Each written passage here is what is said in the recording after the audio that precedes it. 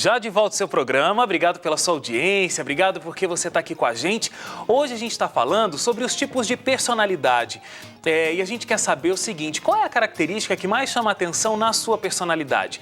Conta pra gente, vamos conversar aí através das redes sociais. Você sabe que esse programa não acontece só aqui no estúdio, mas acontece aí com você também. facebook.com/seuprograma e tem também o nosso Twitter, o @seuprograma. Aliás, se você de repente está assistindo esse programa pela primeira vez, está numa semana de folga aí, tem o nosso blog novotempo.com/seuprograma. Lá você pode acompanhar os programas que já foram ao ar, todos os nossos programas de 2013. Você pode acompanhar temas muito interessantes lá também, tá bom? Estou recebendo hoje aqui a doutora Rosana Alves. A gente está falando sobre personalidade, temperamentos, como aprimorar a nossa personalidade, né, doutora? Que a gente conversou que existe condição de se fazer isso. E você tocou no assunto de maturidade cerebral. O que é maturidade cerebral?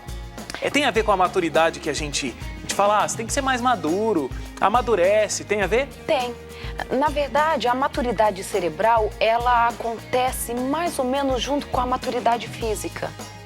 E isso acontece por volta dos 23, 25 anos de idade. Claro que esta idade ela é aproximada. Algumas pessoas amadurecem um pouco antes, outras um pouco depois.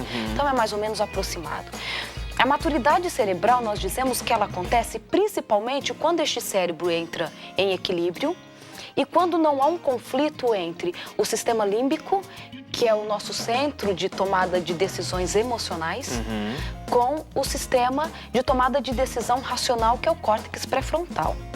Quando estas duas regiões cerebrais, sistema límbico, emocional, com córtex pré-frontal, que é bem aqui na parte da frente da nossa testa, eles conseguem conversar de forma equilibrada e o córtex pré-frontal, na maioria das vezes, toma a decisão final, nós dizemos que o ser humano está maduro.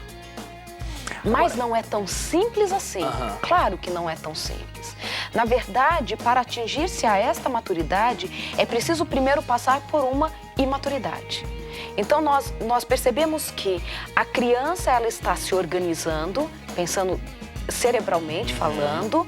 Quando ela chega na adolescência, ela tem uma desorganização para depois reorganizar na maturidade. Essa desorganização, entre aspas, ela também é necessária para que o indivíduo ele tenha a capacidade de se lançar mais a desafios. Ela é constituinte. Exatamente, ela é necessária.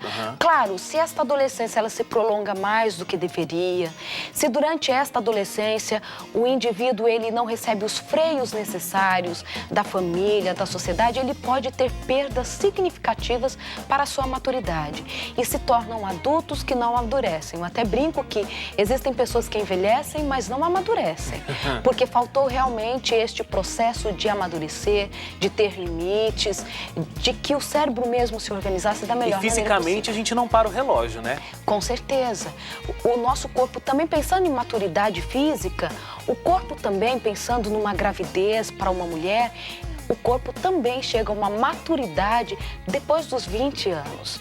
Então, existe um equilíbrio, um andar junto, o organismo como um todo, em caminho aí da maturidade. Agora, todo mundo diz assim, olha, se eu soubesse como era bom fazer 30 anos, porque eu tenho mais maturidade, eu consigo pensar mais racionalmente, não fico comprando as brigas que comprava com 20 anos. Sim. E aí, com 40 anos, as pessoas dizem, mas não, agora que eu tô entendendo o que é a vida. Então, essa maturidade, ela também tem fases? Ela tem por quê? Porque a maturidade, ela não tem que ver somente com questões físicas, mas ela tem que ver com experiência.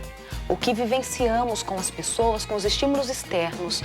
Então, existe aquele ditado também muito conhecido, né? Inteligente é quem aprende com os próprios erros, mas inteligente é ainda quem aprende com os erros dos outros. Então, a maturidade, ela é um aprender com os meus próprios comportamentos, com os meus acertos, com os meus erros, mas também com a possibilidade de olhar ao meu redor e perceber como as pessoas estão se comportando e como elas estão se dando nessas situações. E quanto mais o tempo vai passando, nós somos capazes de ter este olhar mais maduro. Se quisermos também. Quem não quiser vai Pode completar continuar, 70 anos ainda imaturo. Vamos lá para os tipos das personalidades? Vamos começar pelo sanguíneo. Sim. Quais são as principais características do sanguíneo, doutora? Fica fácil pensar assim. O sanguíneo, para a teoria de Hipócrates, é aquele que tem o humor mais concentrado no coração. Quando a gente pensa em coração, a gente pensa em quê? Sentimento. É aquela pessoa que ela, ao agir, ela está colocando sempre o sentimento à frente. Não, eu não tenho dinheiro, minha conta está vermelha no banco, mas é aniversário da minha esposa e eu vou comprar o carro dos sonhos dela. Ele age muitas vezes por impulso, mas agindo sempre por um sentimento bom. E com isso ele também pode ter consequências favoráveis, algumas consequências agradáveis, mas ele também pode ter desagradáveis, porque ele está agindo pelo impulso, comandado pelos sentimentos. Aí, mais ou menos isso, né? Não dá tem pra coisas falar boas tudo. e coisas ruins Sim. aí nesse caminho. Sim. E o colérico? É o explosivo. É aquele que vai fazer porque ele quer resultado, porque ninguém manda nele, ele é independente. Autossuficiente. Quando ele vê, ele já fez. E ele não vai aceitar muito a opinião das pessoas. Então seria mais ou menos esse o colérico. Resumindo, eu estou resumindo para que nós tenhamos tempo de falar de outras coisas. Mas quais são as vantagens e as desvantagens? Vamos falar do colérico. O colérico, ele tem coragem, ele tem uma maior capacidade ou coragem mesmo de enfrentar desafios.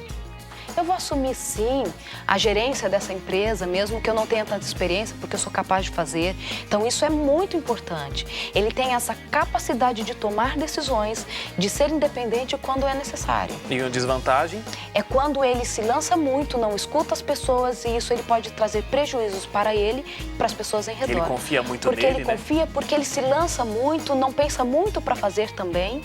E isso pode trazer algumas consequências. E o sanguíneo? Eu passei pelo sanguíneo e não perguntei as vantagens e as desvantagens. As vantagens porque ele é um camarada bom, um coração bom, um sentimento bom. Que esposa que não gostaria de ter um sanguíneo que vai dar um carro para ela? Mas claro, né? Depois pode ter uma consequência, mas nem sempre tem essa consequência ruim também. Então, tem essa vantagem, é o cara bom, de coração bom, que você pode ir lá e pedir uma ajuda, ele vai estar pronto para te atender. E a desvantagem pode ser um pouquinho inconsequente, porque está ali com o coração. Exatamente, isso, ele pode ter muitas consequências desagradáveis. Principalmente por pensar que as pessoas também vão agir da mesma forma com ele, com o mesmo sentimento, doando-se, e nem sempre isso vai acontecer. Isso é um ponto interessante, porque a gente sempre lida com o outro achando que ele é igual a gente, né? Sim. E aí já é uma outra questão, porque que a gente age com as pessoas esperando que elas sejam como nós. Talvez é reforçando que nós somos bons, as pessoas deveriam ser iguais a nós porque somos modelo. Então nós temos até que repensar muitas coisas. Mas isso é assunto para a gente conversar em outro programa, realmente, que a gente vai puxando para os assuntos que são bem interessantes. Legal. Mas nós realmente queremos que as pessoas sejam iguais a nós, porque temos a nós mesmos como referência. E a gente sabe lidar, né? Sim. Ou não, sei lá. Dá tempo de eu falar do fleumático ainda? Fleumático. Fleumático, vamos dizer que para a teoria de Hipócrates é o camarada mais equilibrado. Porque pensa que a fleuma vem de respiração. Então é o cara que tem o sistema respiratório dele predominando este organismo. Então pensa, aquele cara que inspira e expira com tranquilidade. Então ele é capaz de ponderar, de raciocinar bem, de tomar decisões mais acertadas, não perde a paciência com facilidade. Ele é um cara racional, que consegue tomar decisões bem ponderadas. Então, assim, eu acredito que para Hipócrates seria, assim, o mais melhor. equilibrado. É, o mais equilibrado. Mas e tem uma desvantagem que a gente possa pontuar do fleumático? Tem, porque talvez ele seja muito pé no chão. E uma vida... Não sonha. Uma vida com muito pé no chão, acho que é porque eu passei dos 30, então eu tenho essa maturidade, né? De dizer que o pé, muitas vezes, muito no chão, te impede de alçar voos. E talvez o fleumático perca um pouco dessa beleza, porque ele está ali calculando se o orçamento dá para fazer aquela viagem dos sonhos. E talvez se ele tivesse coragem de se lançar um pouco mais, ele faria essa viagem sem comprometer a família, sem ser despedido do emprego, porque não vendeu as férias dele para atender um pedido do gerente, por exemplo. Entendi. Então, este excesso de equilíbrio também seria prejudicial em algum momento da vida dele. Na verdade, para Hipócrates, seria bom que nenhum destes órgãos ele te dominasse, mas que todo mundo vivesse em equilíbrio. Então, quanto mais você tem de cada personalidade, melhor seria. Mais equilibrado. Bom, a gente vai fazer uma paradinha para o intervalo. Você já conseguiu se identificar aí nessas 3 personalidades, nessas 3 subdivisões?